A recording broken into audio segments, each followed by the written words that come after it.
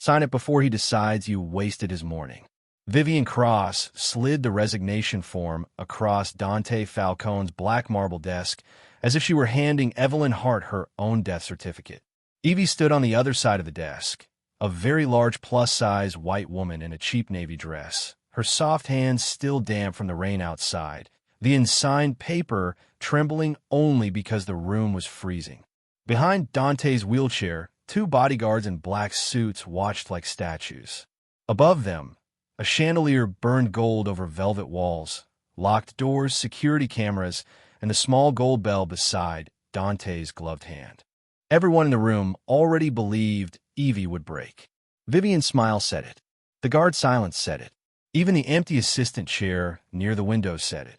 But Evie looked down at the form and saw the first thing no one else had bothered to notice. The timestamp printed in the corner was wrong. Dante Falcone did not speak. He sat in his wheelchair like a king carved from winter, broad shoulders wrapped in a tailored black suit, one hand resting near the gold bell, dark eyes fixed on Evie's face as if waiting for the exact second she would beg.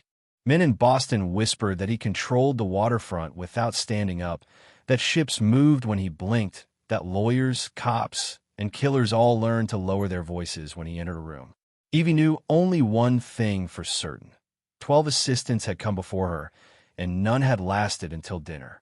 Vivian tapped the paper with one manicured nail. This is cleaner for everyone. You tried. Mr. Falcone requires a certain level of discipline, speed, presentation. Her gaze slid over Evie's full body with polished cruelty. This house is not a place for desperate mothers who need cash badly enough to embarrass themselves. Heat climbed Evie's throat, but she did not lower her eyes. She thought of her son's lunchbox on their tiny kitchen counter. She thought of overdue rent folded behind a magnet shaped like a dinosaur. She thought of every woman like Vivian who believed money gave them the right to measure another woman's worth in inches, fabric, and obedience. Evie picked up the resignation form. The nearest guard shifted, expecting her to sign. Instead, she turned the page toward Dante. Her fingers were steady now, wide and warm against the cold paper. I don't sign things I haven't earned, she said. Vivian's smile thinned. Excuse me. Evie did not look at her. She kept her attention on the man in the wheelchair, because his silence was heavier than Vivian's insults. Dante's eyes moved once, from Evie's hand to the timestamp. For the first time since she entered the room, something in his expression changed. Not softness, not mercy, but attention. The gold bell sat between them like a loaded weapon. Evie placed the unsigned form beside it, careful, deliberate, refusing to shrink in a room built to make her feel small. This says I quit at 8:42 this morning, she said quietly. I was still at the agency at 8:42. The office went silent enough to hear rain ticking against the bulletproof glass. Dante's gloved finger stopped beside the bell. Vivian's face lost a shade of color. And Evie realized the resignation form had not been prepared because she failed. It had been prepared before she ever arrived. The realization moved through Evie like cold water. Somebody had decided she would quit before she ever crossed the Falcone threshold. The unsigned resignation form lay beside Dante's gold bell, its false timestamp exposed under the chandelier light, and no one in the office seemed to breathe. Vivian's polished fingers tightened around her tablet. One bodyguard glanced at the door as if waiting for an order to remove Evie. Dante Falcone still had not spoken, but his silence pressed harder than any shout. Evie understood the danger then. She had not just embarrassed an agency director. She had touched a lie inside a mafia house. Vivian recovered first. Clerical error, she said smoothly, the words too quick. Miss Hart is overwhelmed. It happens often with women in her situation. Her gaze dipped to Evie's rain-spotted thrift store dress, the stretched seams at her shoulders, the sensible shoes still dark from the wet driveway. Evie felt the familiar old heat of being measured and dismissed. Too much body, too little money, too many responsibilities. A mother who could not afford pride. But she had spent too many years being underestimated in quiet rooms to hand Vivian the satisfaction of shaking. Then I'll wait while you correct it, Evie said. Not loud, not rude, just firm enough to make Vivian blink. Before anyone could answer, Evie bent to retrieve the cheap folder she had brought from the agency. The motion made the nearest guard tense, but she moved slowly, deliberately, the way she had learned to move around frightened elderly patients who mistook kindness for threat. Inside the folder were copies of her assignment sheet, her bus receipt, and the child care note from Mrs. Alvarez downstairs, who had agreed to watch Evie's son until 6 and not a minute later. Evie did not show that note. Some things were not for this room. She only slid the assignment sheet forward. "My intake interview ended at 8:51, she said. "Your form says I quit 9 minutes earlier." Vivian's smile sharpened. "You think paperwork makes you clever?" Evie looked at the woman's perfect cream suit, then at the empty assistant chair by the window. The leather seat had tiny crescent marks near the edge, fingernail dents from someone who had gripped it too hard. On the floor beneath it, almost hidden by shadow, was a torn corner of another resignation form. Same agency logo, same heavy paper. Evie's stomach tightened, but her face stayed still. She had learned that in care work too. Panic made powerful people louder. Calm made them careless. Dante's eyes followed her gaze by a fraction. Nothing else moved. Vivian stepped between them, blocking the line of sight. "Mr. Falcone does not pay you to inspect furniture." "No," Evie said, meeting Dante's stare over Vivian's shoulder. "He pays an assistant to notice what changes before something goes wrong." The words hung there, simple and dangerous. For the first time, Dante's gloved hand moved away from the bell. He gave a short nod to the bodyguard at the door. "Lock the office." The bolt slid home with a heavy metallic click, sealing Evie inside the marble room with a man everyone else had failed to survive. The bolt slid into place with a sound too final to be mistaken for privacy. Evie did not step back. The unsigned resignation form remained on Dante Falcone's desk, its false timestamp exposed beside the gold bell, while Vivian Cross stood between Evie and the door like a woman trying to block a fire with silk. One bodyguard moved to the locked entrance. The other shifted closer to Dante's wheelchair. No one raised a weapon. They did not need to. In that room, silence had the weight of a gun. Dante lifted 2 fingers. Vivian stopped talking immediately. That was the first thing Evie understood about him. He did not command by volume. He commanded by what happened to other people when he chose not to speak. The marble office seemed built around his stillness. Black velvet chairs angled toward his desk, security monitors glowing behind tinted glass, a wall of shipping maps marked with red pins along the Boston waterfront, and a decanter of untouched red wine catching the chandelier light like blood under crystal. Dante's wheelchair was not hidden. It was positioned at the center of the room, behind the desk, facing the doors like a throne with wheels. Anyone foolish enough to mistake it for weakness had clearly not watched the bodyguards waiting for his smallest gesture. "Ms. Hart," he said at last, his voice low enough that the room leaned toward it. "Do you always inspect the furniture of men you just met?" Vivian gave a small, relieved laugh, as if the question had saved her. Evie did not. Her pulse was hard in her throat, but her hands stayed open at her sides. She could feel every seam of her damp dress against her soft, heavy body, feel Vivian's judgment still clinging to the air, but she refused to fold herself smaller for comfort. "Only when the furniture looks more honest than the people standing beside it," she said. The nearest guard's eyes flicked to Dante, startled. Vivian's face sharpened. Dante did not smile. He only turned his gaze toward the empty assistant chair by the window, then toward the torn corner of paper beneath it. "Bring it," he said. The guard retrieved the scrap with gloved fingers and placed it on the desk. Dante did not touch it. He looked at Evie instead, testing, measuring, deciding whether she was brave, stupid, or something more inconvenient. On the security wall, one monitor showed the driveway, where black SUVs waited in a perfect line. Another showed the staff corridor. A third, Evie noticed, showed the agency vestibule from earlier that morning. The camera angle was too clean, too intentional. Someone had been watching arrivals long before she walked into the office. Vivian noticed Evie looking and stepped closer. "Mr. Falcone's security is not your concern." Dante's hand moved toward the gold bell, then stopped just short of it. "Everything in my house is my concern," he said. The words were not warm. They were a warning to everyone. Evie should have felt protected. She did not.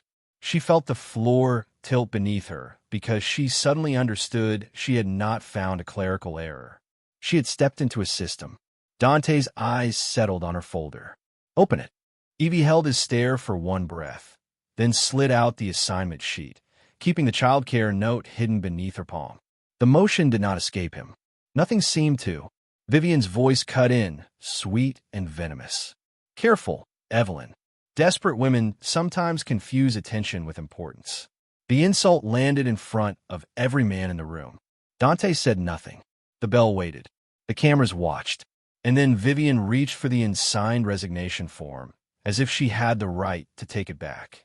Vivian's hand closed over the unsigned resignation form before Evie could stop her. The paper rasped against the marble, loud as a slap in a locked office. Evie's fingers tightened once, then opened. She would not fight like a cornered woman in front of men waiting to call her unstable. Vivian knew that.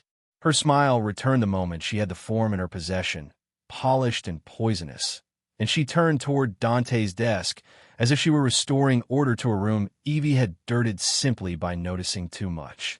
"This is exactly why your assistants never last," Vivian said, lifting the paper between two manicured fingers. "They confuse proximity to power with permission." The words were not meant only for Dante. They were meant for the bodyguards, the cameras, the empty assistant chair, the whole invisible core of the Falcone house. Miss Hart arrived soaked, flustered, and already defensive. Now she is inventing a conspiracy because she cannot accept that this position requires control. Her eyes swept over Evie's soft, heavy frame with elegant contempt. Control of schedule, control of emotion, control of appetite for attention. One guard's jaw tightened. The other looked away, which somehow hurt more. Evie felt the insult land where Vivian aimed it, not just at her body, but at every room where she had been treated as too much and not enough at the same time. Too visible to be respected, too ordinary to be believed. Dante remained still behind the desk, his dark gaze unreadable, his gloved hand resting near the gold bell. He did not save her. He did not interrupt. He watched. Vivian stepped closer to Evie, lowering her voice just enough to make the cruelty feel intimate while still letting the room hear. "You are a temporary hire from a discount list, Evelyn. A single mother with overdue bills and no references strong enough to protect you. In this house, when the bell rings, staff answer. They do not investigate." She placed the resignation form under the gold bell like an offering. "Sign it. Walk out with dignity before Mr. Falcone decides you are never harmless." Evie's throat burned. Her son's face flashed through her mind, sleepy at breakfast, asking if this job meant they could keep the apartment warm through February. For one dangerous second, shame pressed hard enough to bend her. Then her eyes dropped to the paper beneath the bell. Not to the insult, not to Vivian's hand, to the top margin of the form, where pressure from the bell forced the page flat against the marble. There, almost hidden near the agency logo, was a pale gray routing mark. The torn scrap from the assistant chair had one too. Same font, same spacing, same tiny printer code. East Wing Medical Station. Evie went very still. Dante noticed. His eyes narrowed by a fraction. Vivian saw the look pass between them and reached for the bell, ready to ring for someone to remove her. But Evie had already seen the second mark beneath it. The resignation form had not come from Vivian's agency at all. Evie saw Vivian's fingers stretch toward the gold bell and move before fear could make her polite. She did not grab Vivian. She did not raise her voice. She stepped into the narrow space between Vivian's hand and Dante's desk, planting herself there with the still, immovable steadiness of a woman who had spent years holding up people heavier than their shame, their pain, or their anger. Vivian stopped short because to reach the bell now, she would have to shove Evie on camera.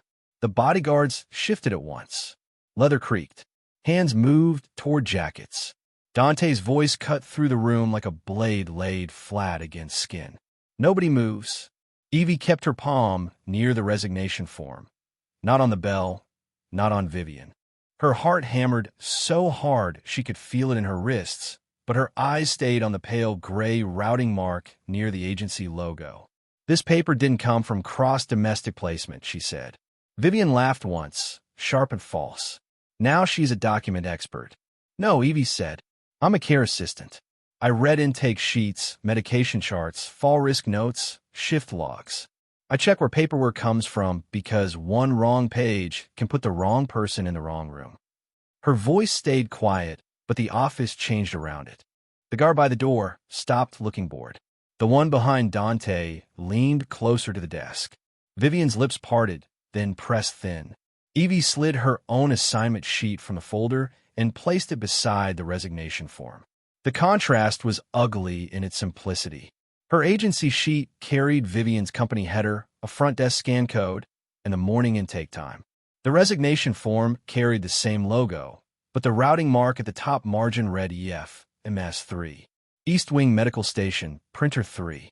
Not an agency office. Not a clerical error. Inside the house. That code belongs to an internal station, Evie said. Someone printed this after building it to look like Vivian's form. Vivian's face flashed with fury before she smoothed it away. Where you copied markings you saw while snooping. Mr. Falcone, she has been in this house less than an hour, and already she is accusing your staff to protect a job she is clearly unfit to keep. The insult should have bent Evie. Instead, it sharpened her. She turned the torn scrap from the assistant chair with 2 fingers, careful not to smudge it. Same heavy paper. Same gray mark. Same printer line. Then the last assistant was snooping too, she said. And the one before her, if you let me check the chair. Silence fell so hard it seemed to press the chandelier light into the marble.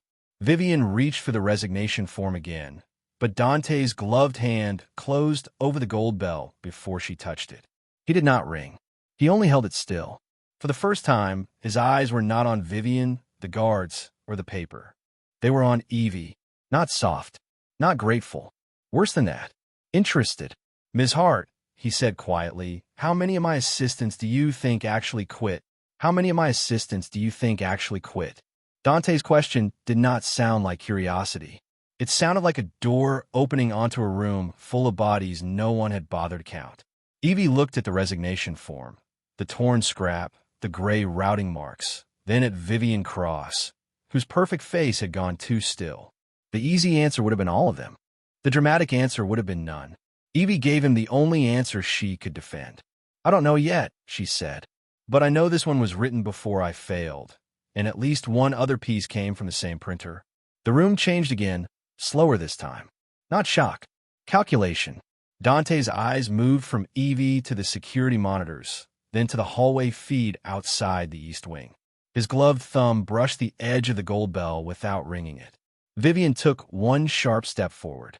Mr. Falcone, with respect, you cannot let a brand-new hire turn routine administrative forms into a criminal inquiry.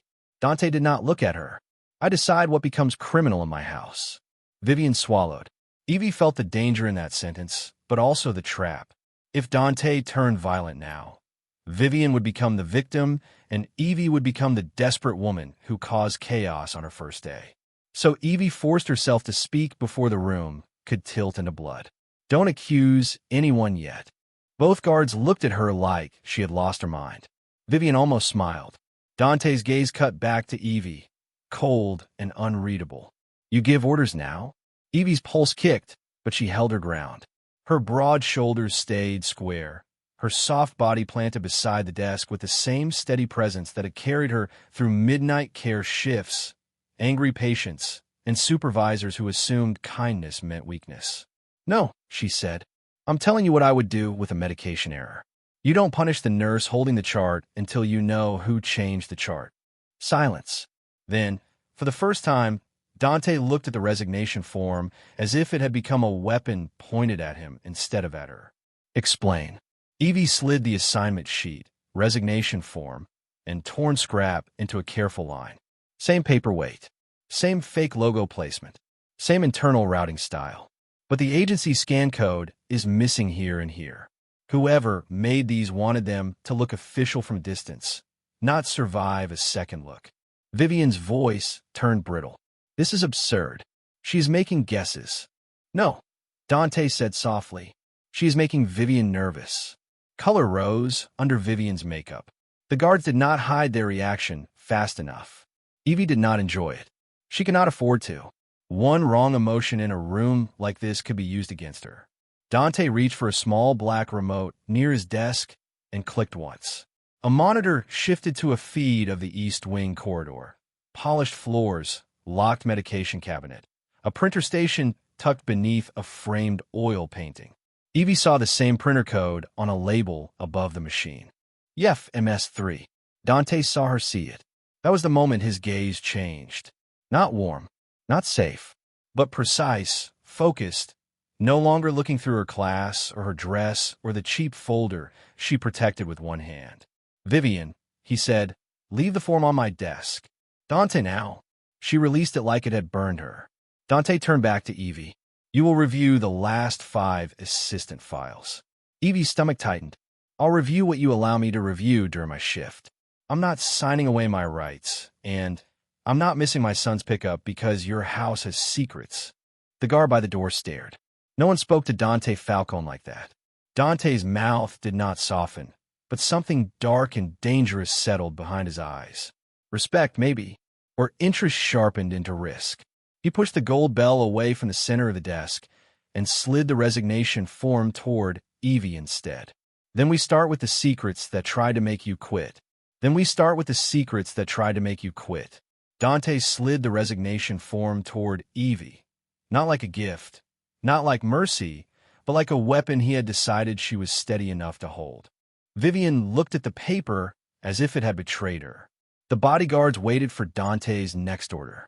Evie did not reach for the form immediately. She looked at the clock on the security monitor instead. 4:17 p.m. Her son's pickup was less than 2 hours away, across the city, beyond iron gates, black SUVs, and men who thought locked doors solved every problem. My shift ends at 6, she said. The room went still. Vivian gave a soft laugh. Your shift ends when Mr. Falcone says it ends. Evie turned to her. No, my work ends when I finish what I agreed to do. My life does not belong to this house. One guard's mouth tightened, but Dante did not look offended. He looked almost more dangerous because he was listening. You found a forged resignation form tied to my East Wing, he said. People have killed for less. Then protect the evidence, Evie said. Not my cage. For a moment, no one moved. Then Dante's gloved hand pushed the gold bell farther away, until it sat no longer between them, but to his right, useless and silent. Vivian leaves, he said. Now. Vivian's polished composure cracked. Dante, this is a mistake. His eyes did not lift from Evie. Your mistakes are why she is still standing here. The words were not soft enough to be comfort. They were sharp, controlled, and aimed. Vivian walked out with her spine rigid and her mouth white at the edges. The door closed behind her, but the danger did not leave. It settled deeper into the room. Dante clicked the remote again. The screen changed to a file directory labeled Assistant Access History. Evie saw names, dates, short shifts, termination notes, and beside too many of them, the same internal routing marks. Her skin chilled. You knew something was wrong, she said. I knew people became frightened around me, Dante replied. That is not unusual. For the first time, Evie heard the wound beneath the arrogance. Not self-pity, rage buried under discipline. After the ambush that put him in the chair, every touch, every schedule, every glass of water had become a possible leash. People did not just care for him. They managed him, filtered him, decided what reached him. Evie understood that kind of quiet erasure too well. Different cage. Same lock. Dante watched her read the screen. You will stay in the East Wing until we know who printed those forms. Evie's eyes snapped to him. No, the bodyguard shifted. Dante's expression hardened. No, I will review the files here, with the door unlocked, and I will leave for my son at 6. If you want me back tomorrow, you ask. You do not keep. The silence after that was almost intimate in its danger. Dante could have crushed her with one order. Instead, he looked at the wheelchair, the locked door, the bell he had moved aside, and then back at the woman who had just denied him ownership in his own house. Unlock the door, he said. The bolt clicked open. Evie breathed once quietly. Dante noticed. He noticed everything. "A driver will take you to your son," he said. "Not a prison guard. A driver. You may refuse him." "I might."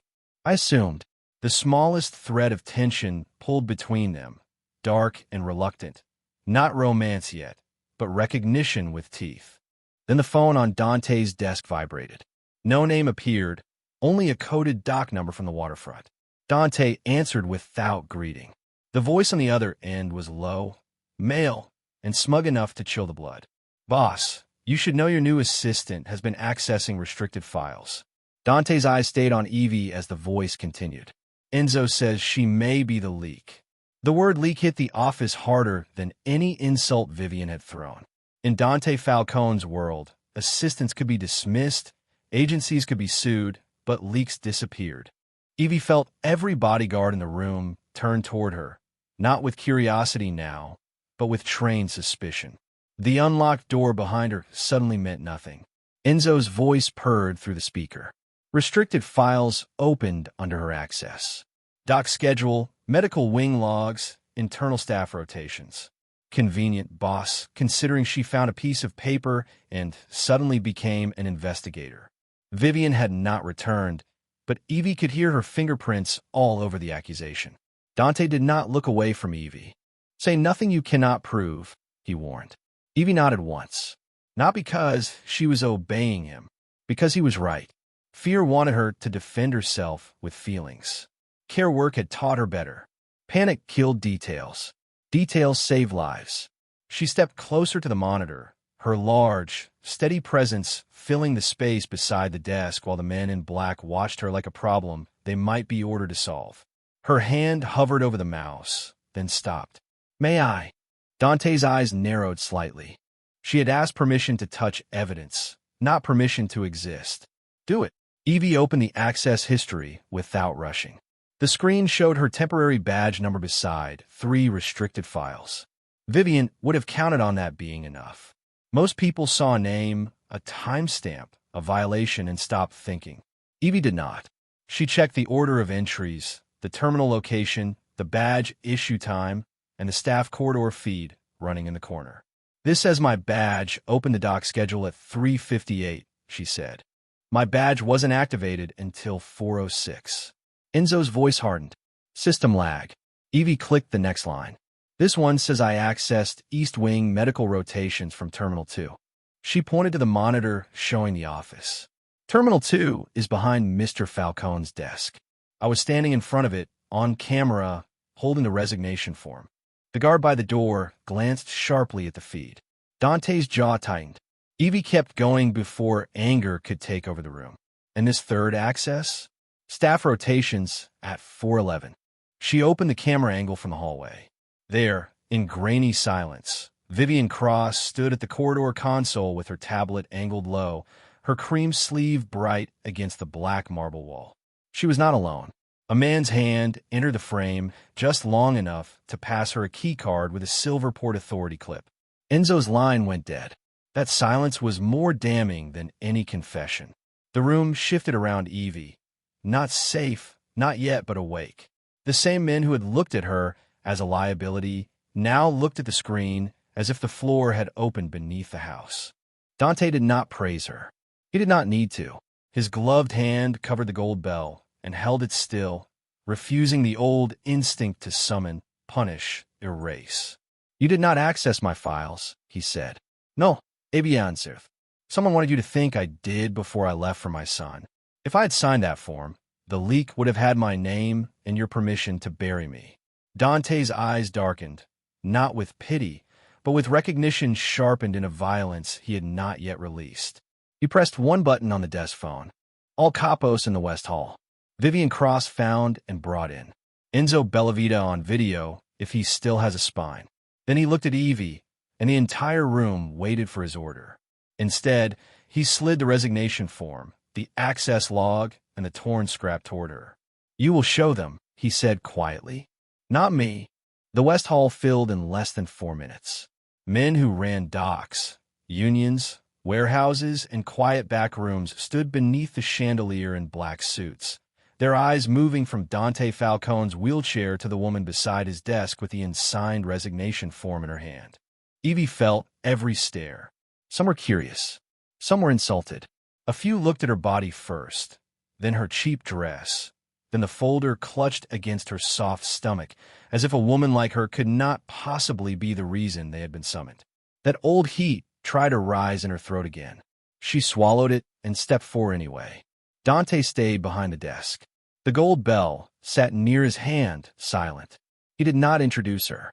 He did not explain her. He only said, "Show them." So Evie did. She laid the resignation form on the marble table where every capo could see it. Then the torn scrap. Then the access log.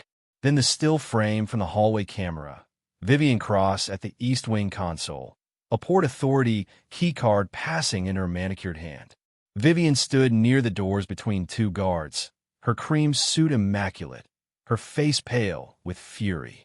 Enzo Bellavita appeared on the wall monitor from a secure dock office, jaw tight, silver clip visible on the desk beside him. "This form says I quit before I arrived," Evie said. Her voice did not shake. This scrap came from the assistant chair. Same fake logo. Same printer code. East Wing Medical Station, Printer 3. The access logs say my badge opened restricted files before my badge was active, and from a terminal I was never behind. A low murmur moved through the hall. Vivian snapped. She is manipulating data she does not understand. Evie turned to her. Not fast. Not angry. Steady. No. You counted on everyone assuming I was too desperate to read it. The murmur died. Dante's eyes lifted. Vivian's mouth opened, but Dante tapped one finger against the marble. Not the bell. The marble. That was enough. Evie continued. If I had signed this, I would have left as another assistant who couldn't last a day. Then the leak would have had my name, my badge, and my resignation as proof I ran. Enzo leaned toward the camera. Boss, she's a temp. You're letting a temp accuse a captain. Dante's face went still enough to frighten the room. No, he said. I'm letting the only person who checked the lie explain how you sold it to me. The words landed harder than a gunshot. Vivian tried to reach into her purse, but a guard caught her wrist before she touched the clasp. No drama. No screaming. Just the clean removal of power from a woman who had worn it like perfume. Dante nodded once to his lawyer at the edge of the hall. Cross-domestic placement is finished with every Falcone contract by midnight. Every client tied to my house receives the footage. Every liability form she forged becomes evidence. Vivian's polished mask broke. You can't do that. I already have. Then Dante looked at the monitor. Enzo, the West Docks are no longer yours. Your accounts freeze in 10 minutes. Your men answer to the table, not to you. Enzo's face drained as men around the hall slowly stepped away from the screen, distancing themselves from a sinking ship. Evie should have felt satisfaction. Instead, she felt the strange, aching weight of being believed in public after years of being doubted in private. Dante picked up the unsigned resignation form and placed it in front of her. Then he moved the gold bell across the desk until it rested beside her hand. The hall went utterly silent. From this moment, he said, my schedule, my doors, my private staff, and every person who claims access to me go through Evelyn Hart. If she says a door stays closed, it stays closed. If she says a file is wrong, you check it before you breathe near me. She is not a temporary assistant. She is the woman who saw the knife in the paperwork, while all of you were admiring the handle. Evie stared at the bell. The same object that had nearly summoned men to remove her now sat beside her like a crown no one could wear for her. She did not ring it. She rested one steady hand on the marble beside it and looked at the room that had expected her to disappear. My first rule, she said quietly, no one signs a resignation form they didn't write. Dante's gaze stayed on her, dark and unreadable, but this time the silence around him did not erase her. It made space. Vivian was escorted out. Enzo's screen went black, and Evie Hart, the curvy single mother they had expected to quit before dinner, stood beside the most dangerous man in Boston as the only woman in the room with the authority to open his door.